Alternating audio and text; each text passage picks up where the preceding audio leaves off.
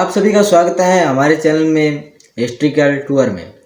आज हम एक ऐसी कहानी, ऐसी व्यक्ति का इतिहास बताने जा रहा हूं जो आपने सुना तो होगा, पर उसके जो पीछे कहानी थी, जो उसका पीछे का इतिहास था, उसका शायद ही पता हो। उसका नाम है लॉरेंस बिश्नोई, जिसको आप सभी लोग जानते हैं। वो कैसे एक जुर्म की दुनिया में आया, उसके बारे में हम आज बताएंगे आप सभी को। उसका रियल नाम था बरकर्न बरार।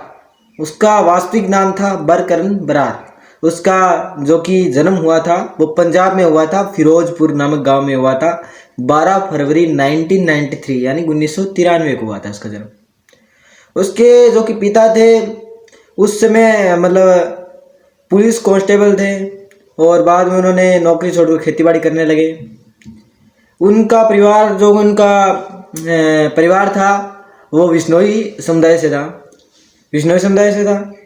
कुछ मीडिया रिपोर्ट के अनुसार बचपन में उनका बालकर्न का रंग गोरा था, उनके बचपन का रंग था वो एकदम गोरा था, सफेद था। इसलिए उनके परिवार के लोगों ने उनका नाम क्या रख दिया, लॉरेंस रख दिया। शुरुआती बचपन के बारे में कहा जाता है कि वह सामान्य व्यक्ति परिवार में पला बढ़ा था।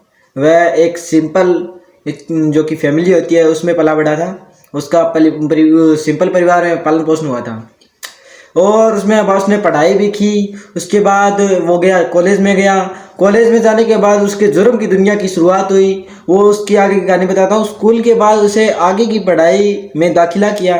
वह दिल्ली पंजाब में नहीं, लेकिन पंजाब के कॉलेज में गया था। पंजाब का कोई एक कॉलेज था, उसमें गया था। कुछ रिपोर्ट्स में कहा गया है कि वह यूनिवर्सिटी के कानून की पढ़ाई की थी। उसने कानून की लॉ की पढ़ाई की थी, LLB लॉ की पढ़ाई की थी, उसने कानून की पढ़ाई की थी। लेकिन कॉलेज में शामिल होने के बाद ही विवाद शुरू हुए। कथित तौर पर विरुद्ध मारपीट, वसूली, अतिक्रमण जैसे मामले सामने आए। एक रिपोर्ट के अनुसार 2010 के आसपास परीक्षा के दौरान नकल करते हुए पकड़े जाने पर उसने जो कि पहले एक मंजिल थी उसमें से अलमारी से कूदकर भागने की कोशिश की। बीए फर्स्ट ईयर भी उसने पूरा नहीं किया उसने बीए फर्स्ट ईयर था, वो भी उसने पूरा नहीं किया था। इस तरह छात्र जीवन में राजनीतिक दौरान विवादों के मामूली जुर्मों से शुरुआत हुई उसके जीवन की जुर्म की दुनिया की। गिरोह में प्रवेश, अपराध की ओर पहला कदम। उसने पहला कदम कौन सा बढ़ाया, जो कि अपराध अर्थात जुर्म की दुनिया में। मीडिया रिपोर्ट्स के अनुसार उसकी पहली बड़ी गिरोह वाली पहचान कॉलेज जीवन के दौरान नहीं बल्कि बाद में बनी।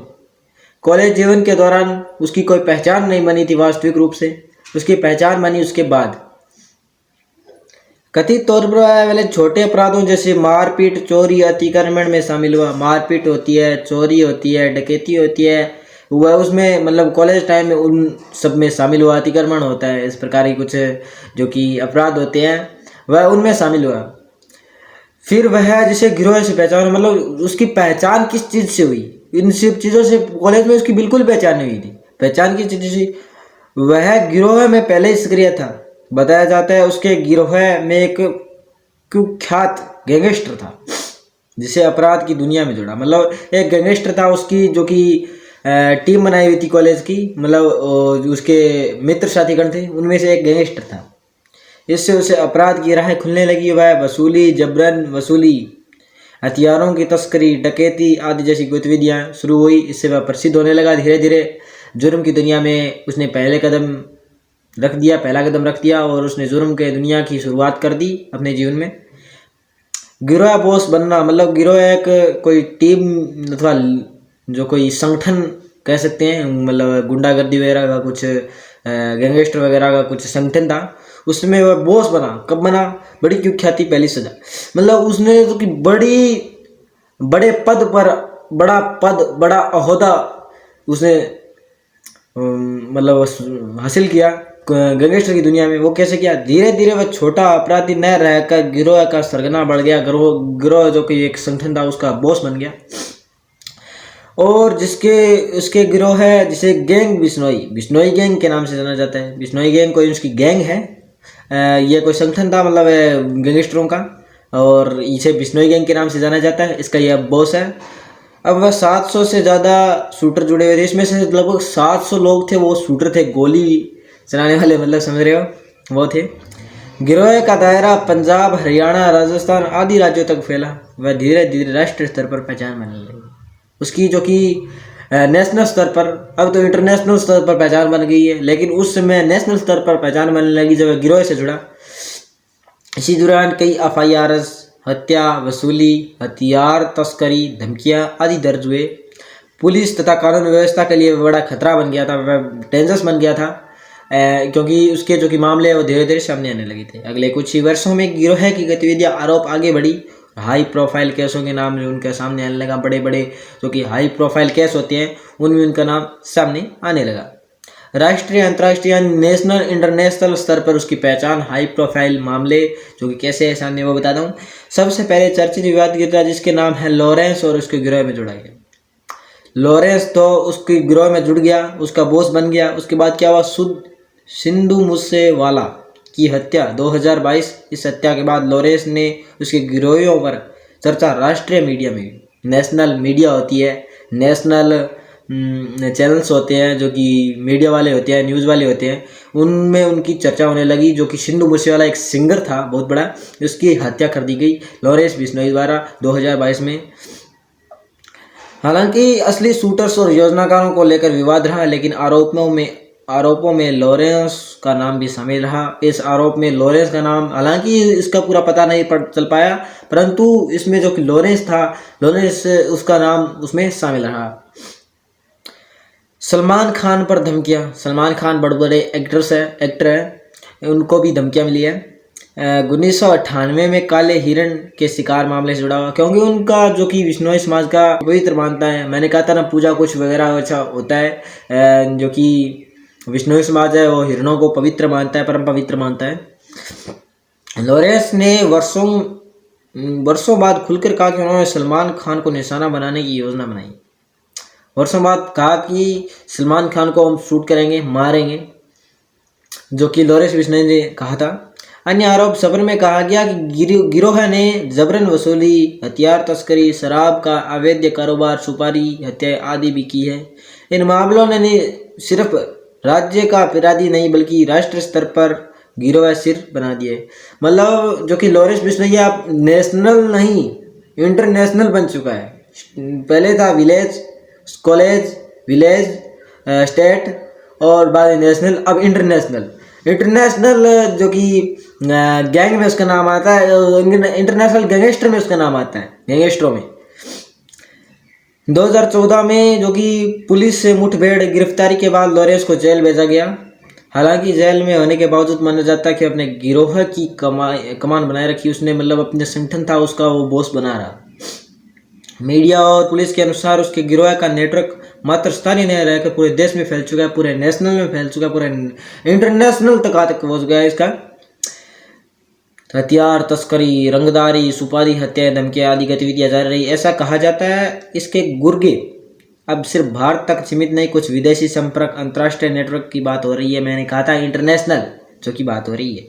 अब ताज़ा स्थिति 2024-25 की कह रहा है कि मीडिया रिपोर्ट्स के मुताबिक 2024 में बाबा सिद्दीकी, ये पता नहीं कौन है, की हत्या का मामला भी लॉरेंस और गिरोह से जुड़ा गया। इसके अलावा कई राज्यों में पुलिस जांच एजेंसियां दावा करती है कि गिरोह अब भी सक्रिय है और इसके सदस्य शूटर, दलाल आदि नए अपराध और धमकियों में शामिल हो रहे हैं। व्यापक मीडिया और अधिकारी बयान ये जताते हैं कि यह सिर्फ छोटा गिरोह है नहीं बल्कि एक जटिल, संगठित और अंतर्राष्ट्रीय क्रिमिनल नेटवर्क बन चुका है। इंटरनेशनल क्रिमिनल नेटवर्क बन चुका है। मीडिया, समाज और पुलिस की प्रतिक्रिया प्रत्यात्मक होता है, प्रभाव होता है। वो पुलिस, कानून व्यवस्था व सामाजिक संगठन लॉरेंस बिश्नोई और उसके गिरोह के बड़े खतरनाक करार देते हैं, क्योंकि गिरोह सिर्फ स्थानीय नहीं बल्कि राष्ट्रीय स्तर पर दिख रहा है। गिरोह छोटी मोटी कोई चीज़ नहीं है, गिरोह जो कि इंटरनेशनल स्तर पर बहुत बड़ा बनता जा रहा है। धीरे धीरे कह रहे हैं पुलिस वाले कि जो गिरोह है वो अभी भी सक्रिय है। मीडिया रिपोर्ट्स का मुद्दा अक्सर उठता है कि कैसे एक कॉलेज छात्र से गैंगस्टर बनने का सफर इतना तेजी से और भयानक तरीके से हुआ, जो सामाजिक की चेतावनी है।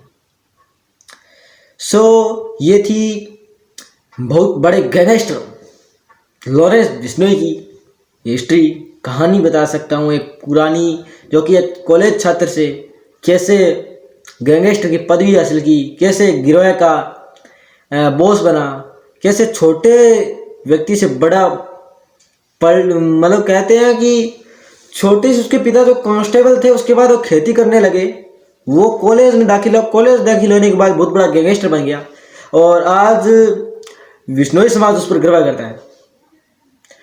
आज की यह स्टोरी कैसी लगी, आप सभी को अच्छी लगी तो इस वीडियो को लाइक कर देना और कमेंट में बताना ज़रूर कि यह स्टोरी, इस प्रकार की स्टोरी कैसी लगती है, जो कि एक गैंगस्टर छोटी सी उम्र में लगभग कॉलेज में कितना का होता है, 20-22 वर्ष का होता है। उसके बाद धीरे धीरे उसने सिंपल लाइफ से गैंगस्टर लाइफ तक सफ़र किया, और आज भी वह जारी है गिरोह है, जो कि वह जेल में होने के बाद भी अपना संगठन है वो जारी रखता है। आखिर कैसे, बहुत बड़ी सोचने की बात है, कितना बड़ा, मतलब एक प्रकार से कह सकते हैं कि उस संगठन का बॉस कितना ताकतवर है। तो जय हिंद, जय भारत, मिलते हैं अगली स्टोरी में, बाय।